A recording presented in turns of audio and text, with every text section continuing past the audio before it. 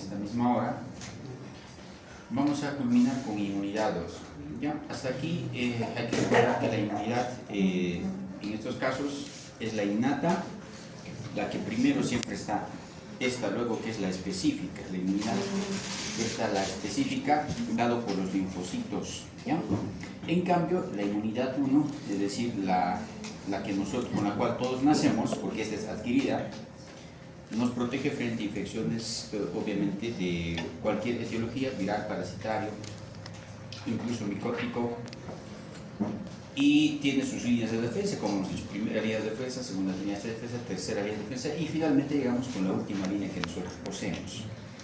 Una vez que una infección o una bacteria o un virus haya replicado y haya podido propagarse y haya podido vencer las líneas de resistencia, incluso esta específica, entonces el cuerpo es devastado y ahí viene la sepsis y el paciente fallece irremediablemente porque no hay algo más que nos proteja. ¿Ya? Esta inmunidad 2 o la específica tiene ciertas particularidades a relación de las otras, porque esta la adquirimos con el paso del tiempo, porque nos exponemos frente a esas infecciones continuamente y al exponernos nosotros generamos estos anticuerpos, estos elementos proteicos. En cambio, la innata, con la cual todos nacemos, depende de ciertos factores que involucran la parte, por ejemplo, el sistema óseo, el sistema respiratorio, el sistema vascular, con la cual básicamente todos nos relacionamos y damos una inmunidad rápida. Esta, en cambio, demora, porque tiene un tiempo en el cual se tiene que sintetizar y formar anticuerpos, y vamos a hablar de estos, ¿no? Recuerden ustedes, cuando nosotros hablábamos de la innata, nos referíamos a muchos medios de protección. Una de ellas era la fagocitosis, ¿verdad? Dado por los macrófagos, los tisulares, por ejemplo, su medio de empleo eran estos, la fagocitosis. Así como los neutrófilos también fagocitaban. Vamos a hablar un poquito. Ahora, esta específica o adquirida tiene dos mecanismos. Uno, la formación de anticuerpos ya frente a una exposición, es decir, que tiene una cierta especificidad y tiene una memoria. Es decir, estos anticuerpos nos protegen contra un tiempo determinado, muchas de ellas incluso toda la vida. Pero sin embargo hay otras que requerimos nosotros la exposición frente a esas para que estos anticuerpos nos protejan un cierto tiempo más. Tienen una memoria, por tanto. ¿Ya? Esta inmunidad va a ser específica porque solamente va a ir contra un germen específico, por ejemplo, contra un estreptococo. No va a ir contra por ejemplo, un haemophilus. Va a ir contra ese germen específico con el cual ha tenido contacto y ha podido generar este anticuerpo específico que tiene la memoria. ¿Ya? Lo vamos a ver luego. Ahora, ¿por qué está mediado esto? Por los linfocitos. Los linfocitos B, estos linfocitos B generan y tienen la capacidad de generar los anticuerpos para protegernos durante toda la vida. ¿Ya? Los linfocitos T, aquí vamos a hablar también de los linfocitos T. Recuerden que hay tres citotóxicos, los colaboradores, ¿verdad? Los de por ejemplo, los citotóxicos, los natural killers, los colaboradores, ahí tenemos, y los supresores, los tres medían casi antes de que se formen los anticuerpos, junto a la par. Estos por una ruta y otros por otra ruta. A medida que ellos están dando un ataque directo, porque estos son de ataque directo, estos indirectamente están formando anticuerpos. Una vez que se forman los anticuerpos, los linfocitos B, entonces ya va a poder vencer o ayudar a los linfocitos T una vez que estén en la infección, que es conocido como proceso inflamatorio. La generación de anticuerpos entonces también se llama inmunidad humoral, ¿no? En cambio, los linfocitos T solamente es mediador celular, es decir, ataque directo. Aquí estamos viendo nosotros una relación con un linfocito B y su patógeno, o lo vamos a llamar de aquí en adelante antígeno. Imagínense que esta es una bacteria o un virus, lo que sea. Este va a ser un antígeno, es decir, va a ser algo extraño para nuestro cuerpo. Cuando logra superar y llega, por ejemplo, al plasma, se ha diseminado esta bacteria o este virus, tiene contacto con un linfocito o con una célula B. Obviamente, muchas de ellas están mediados en estos casos por los linfocitos B también, o T. pero los linfocitos B, al cual nos vamos a referir ahora, tienen este medio de generación de anticuerpos, es decir, tiene que haber un proceso de recepción con su antígeno específico, a partir del cual ellos crean una copia específica. Es decir, básicamente lo reconocen este antígeno, lo copian, sus características moleculares, proteicas, y de acuerdo a eso forman un complejo de histocompatibilidad aquí mediado bioquímicamente, y posteriormente van a ir a sintetizar las inmunoglobulinas específicas contra este germen que han tenido contacto. No van a servir para otros gérmenes, simplemente específicos para estos. Ahora, estos linfocitos, la base de esta inmunidad que nosotros estamos viendo, tiene su proliferación en el tejido linfático como tal. Recuerden que esto es en el tejido linfático, el tejido ganglionar ayuda, pero también el vaso y la médula. Entonces, todas dependientes de las células madre totipotenciales. Y cuando hay un daño en la médula ósea, por ejemplo, también de ellas vamos a encontrar deficiencia. Entonces, no solamente una vía de los leucocitos, por ejemplo, de los granulocitos o de los agranulocitos, también de ellos vamos a encontrar. Entonces, en el caso del VIH, por ejemplo, se mide específicamente estos linfocitos, como los CD4. Entonces, se mide la carga de estos linfocitos y se mide la carga viral, para ir cómo está yendo el proceso de un paciente con este tipo de enfermedad, ¿no? Otra vez, esto ya hemos mencionado, no vamos a entrarnos a eso. Ahora, ¿cuál es la función que van a tener estos linfocitos? Hablando del T, por ejemplo, ellos, antes de liberarse hacia el plasma, antes de liberarse al tejido circulatorio, al sistémico, ellos tienen un tiempo de desarrollo en los ganglios, a partir del cual ellos, básicamente hay un 90% más o menos de destrucción específicamente en el timo. ¿Por qué es esto? Como son muchos, este 90% no reconocen esos antígenos como extraños, lo reconocen como propios, o perdón, al revés, estos linfocitos reconocen a cualquier tejido celular como si fuese extraño, es decir, no diferencian un antígeno específico del cuerpo versus de la parte exterior. Y al hacer eso, desencadenan la cascada inflamatoria, la que hemos visto de inmunidad 1, ¿verdad? Es decir, van a llamar por la quimiotaxis, por las interleucinas, todos los mediadores inflamatorios, una cascada inflamatoria, y se va a propagar un proceso inflamatorio y va a haber destrucción de ese tejido. Entonces, esto, si es que fuesen liberados estos 90%, desarrollarían todas las enfermedades autoinmunes. Las enfermedades autoinmunes tienen esa base porque reconocen a nuestros propios tejidos como extraños y las van a destruir.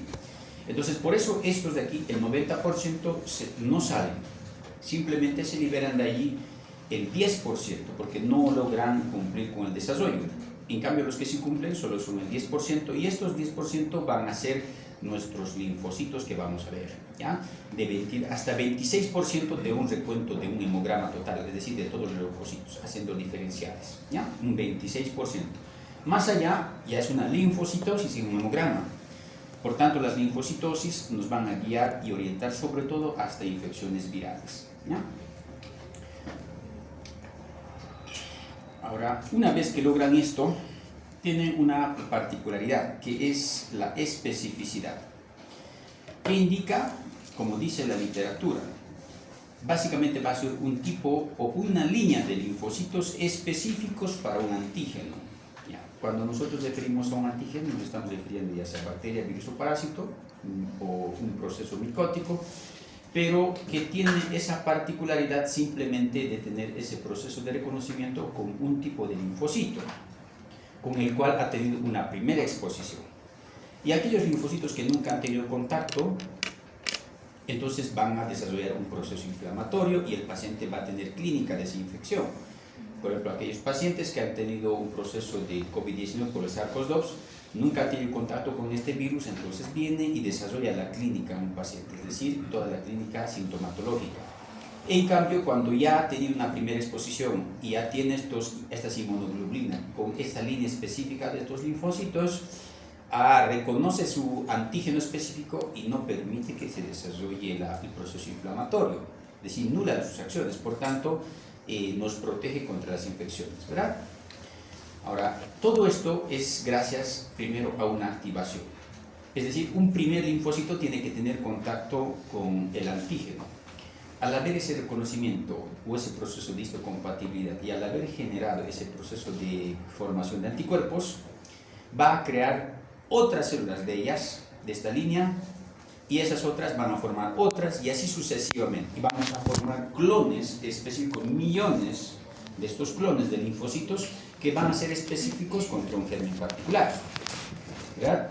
Porque mucho depende de la carga viral. Entonces, si la carga viral es demasiado alto, pues tanto también los linfocitos, sus clones, tienen que ser también del mismo nivel o del mismo número para poder vencer y para poder hacer nulo contra la infección. Entonces va a haber un proceso de clonación contra un germen específico y estos van a circular por el cuerpo dependiendo de qué antígeno hayan tenido contacto por un lapso, por ejemplo, de 6 meses, de 1 año, de 10 años, otros para toda la vida, es decir, nos protegen para toda la vida. Pero para esto primero tiene que tener el primer contacto con una línea específica de linfocitos. Y aquí estoy viendo lo que estamos hablando, ¿verdad? Aquí yo tengo, por ejemplo, un linfocito B maduro. Ha tenido contacto específico con un antígeno. Aquí están los antígenos, por ejemplo.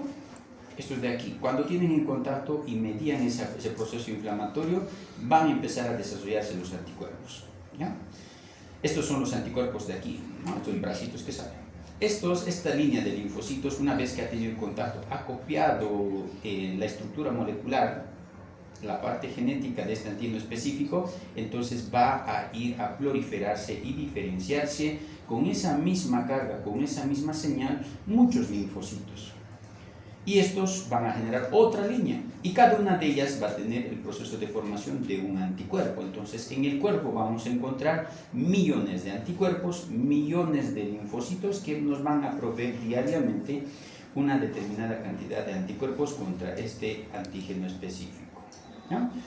Pero estos anticuerpos de aquí finalmente desarrollados solamente son para estos, no van a ser para otros. Entonces, para otro germen, tendrán que volver a repetirse el ciclo y recién tener los anticuerpos formados. ¿De qué depende la efectividad de los anticuerpos? Depende de sus contactos que tengan. Cuando tiene un primer contacto, si ustedes pueden ver, la respuesta inmunitaria es poca, ¿no? Es poca. ¿Por qué? Porque ha sido su primera vez. Entonces, el paciente que ha tenido primera vez un contacto con un COVID-19, aquellas veces con el SARS-CoV-2, desarrollaba la clínica. Dependiendo de su inmunidad, si la carga viral era demasiada, entonces el paciente podía incluso fallecer. Si era poca carga viral, entonces el paciente, la reacción que tiene en nuestro cuerpo, la inmunidad, le provee una cierta resistencia, pero, sin embargo, superaba el antígeno versus la resistencia que nosotros ofrecemos. Por eso va a ser poca la cantidad. La respuesta primaria siempre es poca. Pero imagínense que la carga viral ha sido menos, la respuesta ha sido también poco y finalmente ha logrado una inmunidad, porque esa es la inmunidad que ha tenido. Frente a una segunda exposición, pónganse que el paciente otra vez tiene contacto con este SARS-CoV-2. Ahora sí, como la primera respuesta le ha provido un tiempo en el cual han sido proliferados los linfocitos y consecuentemente sus anticuerpos, entonces en una segunda exposición nuestro paciente tendrá demasiados anticuerpos, porque aquí no tenía anticuerpos, recién ha formado anticuerpos. Pero cuando ya en una segunda exposición ya tiene anticuerpos, entonces nuestra respuesta es alta. Es decir, si aquí proveía una sintomatología grave, podía haber desarrollado una neumonía moderada grave, el paciente en una segunda exposición con este mismo paciente, con el mismo germen, va a tener una sintomatología muy leve, parecido a un rinovirus, alcias térmicas, pulsión nasal y se acabó, no hay más. Entonces, la respuesta y el contacto múltiple constantemente nos provee más formación de anticuerpos. Estos anticuerpos, de la tasa de estos anticuerpos depende la protección de nuestro cuerpo, siempre y cuando sea del mismo germen. Los anticuerpos. ¿Qué son estos anticuerpos? Son proteínas nada más, son gamma globulinas o inmunoglobulinas, son llamados de ese modo, ¿ya? No vamos a entrar mucho a la estructura que ellas va a tener, simplemente nombrarles que tiene cadenas pesadas y cadenas ligeras. Tiene porciones variables y porciones constantes. Las porciones variables desde aquí son los que tienen contacto con los antígenos, estos de aquí. ¿no? Al estar en contacto con los antígenos, estos desencadenan un sistema específico que se denomina el sistema de complemento. El sistema de complemento tiene muchas vías para lograr destruir a este germen o a este antígeno. Entonces, tiene esa variación. Ahora nosotros vamos a ver diferentes tipos, obviamente, de anticuerpos. No solamente es un tipo de anticuerpo, tiene variables. Estos son los anticuerpos que vamos a nombrar sobre todo, ¿ya? Inmunoglobulina M, inmunoglobulina G, inmunoglobulina A, inmunoglobulina D, inmunoglobulina E. De todos estos, nosotros, ¿cuál es el que tiene esa memoria? Es el que tiene básicamente un tiempo de prolongación de resistencia frente a las nuevas exposiciones, es este de aquí, la inmunoglobulina G, o el IgG también denominado. Cada una de ellas tiene un cierto específico de generación. Por ejemplo, esta de aquí vamos a nombrar el IgM. Esta IgM, la aparición de estos anticuerpos nos indican procesos agudos, infecciones agudas, de reciente evolución. Es decir, este paciente que nunca ha tenido contacto va a desarrollar una inmunoglobulina M, esta de aquí. La inmunoglobulina G, esta es la de memoria, esta sí es la duradera, porque esto en un tiempo se pierde, tiene un tiempo, después de su exposición tiene aproximadamente 5 a 7 días y se empieza a generar. Durante ese tiempo, la inmunidad innata y los linfocitos T tendrían que mediar la resistencia hasta que se formen estos anticuerpos. Y cuando pase ese tiempo, se empiezan a formar estos anticuerpos junto con las inmunoglobulinas G. Estas inmunoglobulinas G, como ya tienen memoria específica, nos indican una infección resuelta, crónica, pasada. Es decir, si yo quiero medir el tiempo de evolución o un paciente que si está en una etapa latente o en una etapa tardía o en una etapa recién inicial, yo tengo que solicitar el IgM y la IgG. Si en un laboratorio, por ejemplo, para cualquiera, por ejemplo un H. pylori, yo solicito una IgM y una IgG para ver si este paciente ha tenido una primera exposición o ha tenido múltiples veces y si ya tiene una inmunidad. Entonces, IgM me sale positivo, pero para el IgG me sale negativo. ¿Qué quiere decir eso? Que el paciente es su primera exposición, que nunca ha realizado tratamiento y que la infección sigue latente ahí.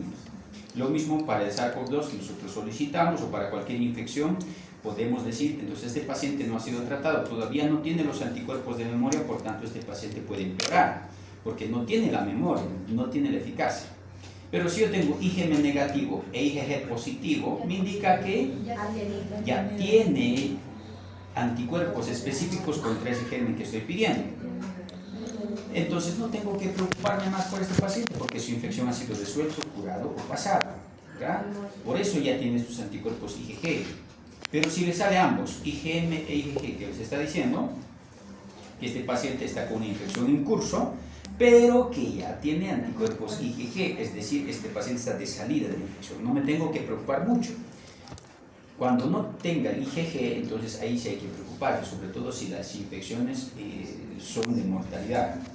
En aquellas que no, que son como el IG, como el H. pylori, por ejemplo, pues no tengo que tener problema, porque nunca le van a producir una mortalidad, a menos que se produzca una úlcera péptica, una enfermedad digestiva alta, y ahí sí, pero en las demás no. Sobre todo cuando hablo de infecciones agudas que le llevan al desenlace de fallecimiento a mi paciente, solo en esos casos, ¿ya? ¿Cuál de todas ellas más utilizamos? También los IgGs. Estas IgGs nosotros medimos para procesos alérgicos, para procesos de reacciones anafiloides o en contacto contra un germen o contra cualquier sustancia en realidad, incluso sea biológica o no biológica, que haya podido desencadenar estos anticuerpos. Estos anticuerpos se solicitan en procesos alérgicos, en procesos de reacciones inflamatorias locales y sistémicos, ahí se solicita. El sistema de complemento. Este sistema de complemento es específico de la inmunidad innata adquirida, ¿ya? Este sistema de complemento tiene como 20 rutas, son a cargo de 20 proteínas. Cada una de ellas tiene diferentes medios de eliminación contra el germen. Las más importantes vamos a mencionarlas, por ejemplo, el C1, el C9, el B y el D. Cada una de ellas vamos a mencionarlas, tiene una particularidad de ataque, ¿ya? Estos dos, este sistema de complemento generalmente va por una vía que es la vía clásica, ¿ya? ¿Y cuáles son la forma de eliminar o de hacer resistencia contra estos gérmenes? La vía clásica, estos de aquí, sobre todo estos. Primero es la fagocitosis o la opsonización. Está a cargo de esta línea, que son los C3b. La fagocitosis, recuerden, llama y está a cargo de los neutrófilos y está a cargo de los macrófagos. Por tanto, intervienen ahí estas líneas particularidades. Y recuerden, los macrófagos y los neutrófilos responden frente a infecciones bacterianas, ¿verdad? Bacterianas. Las parasitarias, vamos a ver a los eosinófilos, las virales, los linfocitos, y las bacterianas, los eosinófilos, ¿verdad? Todo tiene su línea. Entonces, como yo estoy viendo aquí la fagocitosis, y la fagocitosis es específico de estos dos, entonces, sobre todo, van a actuar contra infecciones bacterianas, ¿verdad? Recuerdan, lo enguten, lo llevan dentro del citoplasma y liberan enzimas proteolíticas y destruyen a la bacteria en cuestión, rompiendo su membrana y produciéndose una osmolaridad o un cambio de osmolaridad intracelular, y va a haber una lisis de la bacteria. Tiene otro, está casi justo igualita, pero esta ataca directamente a la membrana, que es la lisis, ¿ya? Esta, el C5b789, este es el que tiene ese ataque directo sobre las membranas celulares, ruptura directa. Y por tanto aquí hay una deficiencia de la osmolaridad intra y extra, y la bacteria tiene que eliminarse. La aglutinación. Esta aglutinación, este proceso de aglutinación no es tanto bactericida, sino es más bacteriostato, es decir, lo inactiva, porque promueve la formación dentro de su superficie y no permite que se prolifere. Simplemente lo deja como atrapado, por eso es la aglutinación, y por ende se inactiva la infección. Y la neutralización viral, estos de aquí lo que hacen es quitar la virulencia, la patogenicidad aquí de las infecciones virales, y por tanto la inactivan también. Ahora, ¿cuáles son los mediadores que promueven la quimiotaxis? La quimiotaxis, recuerden, básicamente va a ser la liberación de sustancias específicas o mediadores inflamatorios llamados, para que las otras líneas vengan. Por ejemplo, un primer contacto que ha tenido con un macrófago llama a través de una quimiotaxis porque va a liberar las citocinas, las interleucinas, que son estos mediadores inflamatorios, y van a llamar a los neutrófilos, por ejemplo, si la infección ha sido bacteriana. Si ha sido una infección viral, entonces llamarán a los linfocitos, ¿verdad? Entonces, la quimiotaxis es como una señal de auxilio, como una señal de llamada, que se libera al torrente sanguíneo y estos proliferan al sitio local de la infección. Por ejemplo, si es una infección respiratoria, entonces sobre eso irá la quimiotaxis. La proliferación de bacterias o de linfocitos irán sobre esto, ¿no? La activación de los mastocitos y masófilos, estos dos son mediadores inflamatorios. Es decir, no tienen ataque directos. Lo que hacen todos estos es, por ejemplo, provocar una vasodilatación. Al provocar vasodilatación aumenta el flujo, y cuando hay más flujo hay más llegada de las líneas celulares específicas contra ese gen, ¿ya? Eso es lo que hace. Aquí ustedes están viendo la cascada del complemento. Desde la parte superior, cuando tiene el contacto anticuerpo-antígeno, va a desencadenar toda esta cadena, el sistema de complemento, dependiendo de qué infección haya sido, obviamente, ¿verdad? Entonces, por ejemplo, si es una bacteria, desencadenará una fagocitosis extensa, una opsonización extensa, ¿verdad? Desencadenará. Y cada una de ellas, obviamente, tiene sus refuerzos, como lo es este caso. Por ejemplo, la G5A llama a los leucocitos, específico contra infecciones bacterianas. Desencadena la quimiotaxia, es decir, se liberan interleucinas, se libera ahí procesos inflamatorios, y ya. Ahora, si yo estoy viendo casos, por ejemplo, de una reacción alérgica, entonces sí, se van a liberar mediadores inflamatorios. O infecciones parasitarias, se van a desencadenar mediadores inflamatorios. Y así sucesivamente, dependiendo si es germen bacteriano, parasitario, viral, entonces se van a desencadenar toda la línea. ¿Cuál es el fin de todos estos? Es provocar lisis celular, ¿verdad? Es eliminación o inactivación. Ese es el fin. Ahora vamos a hablar de las células T.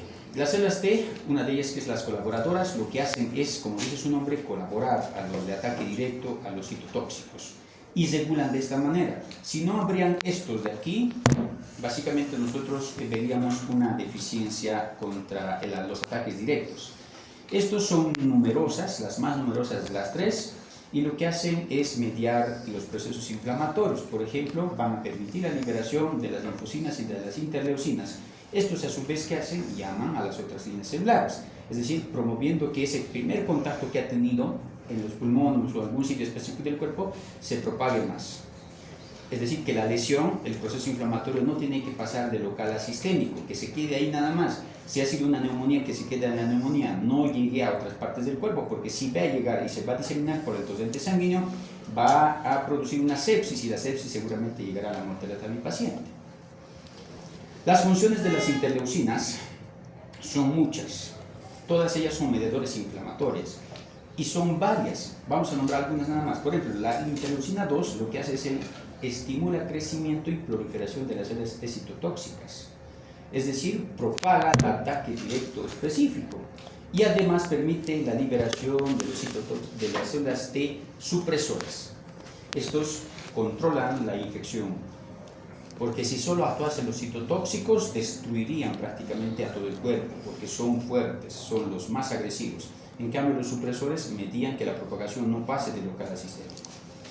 Por ejemplo, tengo la interleucina 4, 5 y 6. Estos permiten la formación de más anticuerpos, es decir, si se forman más linfocitos de tipo B, entonces más formación de anticuerpos. Entonces, estos promueven la alta tasa de fidelidad de los anticuerpos. Y así sucesivamente podemos nombrar a cada una de ellas.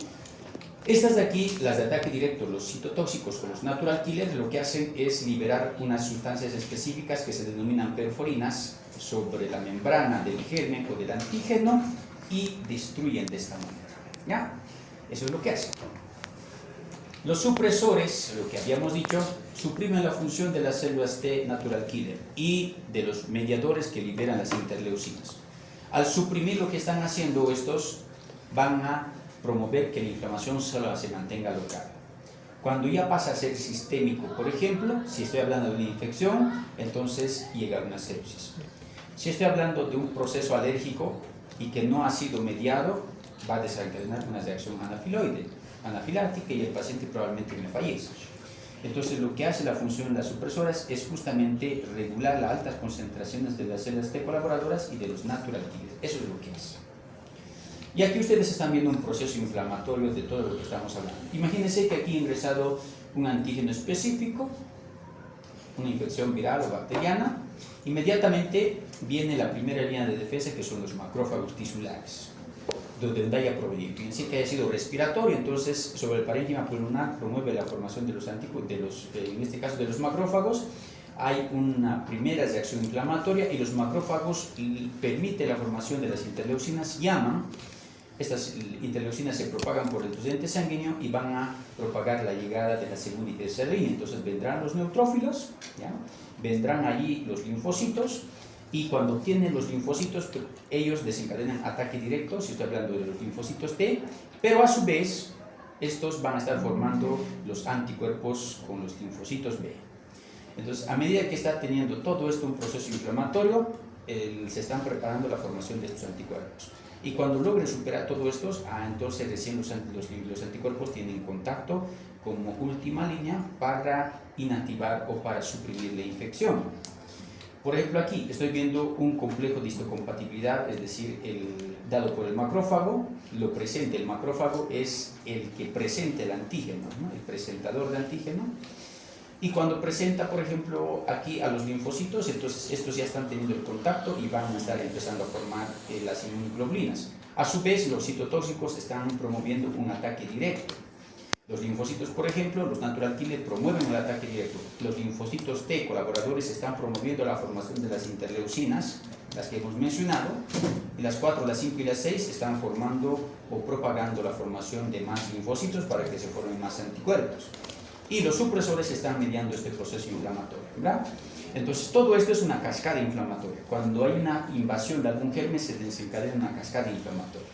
Y finalmente, estos van a desencadenar la última y lo van a llegar a destruir, si es que fuese mucho la infección, ¿verdad? Y nos van a proveer además una memoria, una especificidad, y nos van a proveer una inmunidad. La inmunización básicamente toma como base esta especificidad y esta exposición que tiene. Las vacunas, por ejemplo, lo que hacen es simplemente tener partículas inactivas, vivas o muertas, pero que mantiene su material genético de la infección que yo quiero, ¿verdad? Entonces, se le pone al paciente una carga muy pequeña que no sea capaz de propagar una infección, simplemente tener el contacto con el linfocito B, y el linfocito B, a partir de este material genético, va a empezar a formar las líneas celulares, los clones celulares, y va a formar anticuerpos. Y cuando el paciente tenga realmente contacto con esta infección, en una segunda exposición, entonces ya tiene sus anticuerpos. Entonces el paciente nunca desarrollará una enfermedad, es decir, estará inmunizado. Las alergias y las hipersensibilidades. Las alergias son procesos inflamatorios locales, ¿ya?, que pueden llegar a ser sistémicos, obviamente, y desencadenar una anafilaxia, pero esto se ha dado por la hipersensibilidad. Y la hipersensibilidad está desarrollada genéticamente. Hay pacientes que son muy hipersensibles frente a ciertas moléculas, sea biológicas o no, son los famosos atópicos, ¿ya?, y que pueden desencadenar alergias locales o procesos anafilácticos. Y estos tienen algo en común, que desarrollan en gran parte de ellos asma, porque estos pacientes tienen esta base. Hay una hipersensibilidad mediada y estos pacientes desarrollan un cuadro pulmonar conocido como asma, ¿ya? La reacción anafiláctica es una reacción sistémica cuando hay liberación de histamina, por ejemplo, es decir, los mediadores inflamatorios, frente a una exposición alergénica o a un alérgeno, cuando se le conoce alérgeno a cualquier sustancia que provoque esta reacción alérgica, y pasaría de local a sistémico. Cuando se libera histamina por todo el cuerpo, entonces va a producirse un proceso anafilactoide o reacción o rash anafilactoide se denomina, y el paciente va a tener, por ejemplo, cierre de glotis, edema de glotis, y el paciente puede fallecer, ¿ya? Un shock anafilactoide y el paciente fallece, ¿ya? Este sistema está dado por los leucotrienos, ¿ya? Específicamente, los leucotrienos, así como en el asma, son los responsables de estos procesos de hipersensibilidad, ¿ya? Por ejemplo, en la parte pulmonar, lo que provocan es una broncoconstricción. Cierran los bronquios, no hay ingreso de aire, hay un edema de glotis, se edematiza ese sitio y el paciente fallece por insuficiencia respiratoria, ¿verdad? Entonces, a menos que yo ponga un corticoide, un medicamento que tiene múltiples funciones, pero una de ellas es nular toda la parte inflamatoria.